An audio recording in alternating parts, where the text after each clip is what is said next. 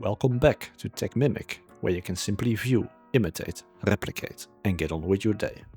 In the comments section of another video, a viewer reported that he was unable to ALT and drag an item when running DaVinci Resolve on Linux Mint.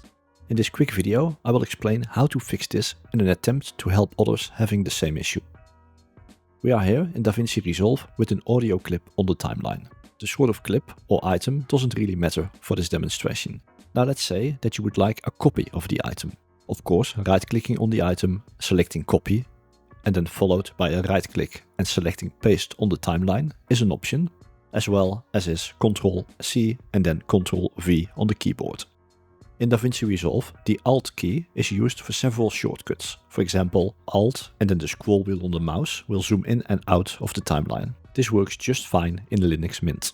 The problem is that when you would like to duplicate a clip, which is in DaVinci Resolve to hold down the Alt and then drag the item so a copy is created and placed in a new location.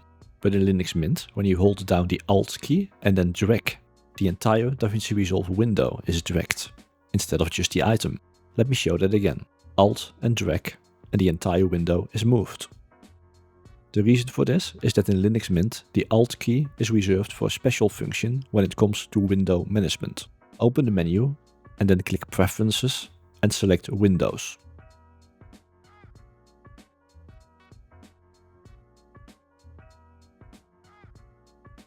Then click the Behavior tab and there you will find an option Special key to move and resize windows, which is currently and by default assigned to the Alt key.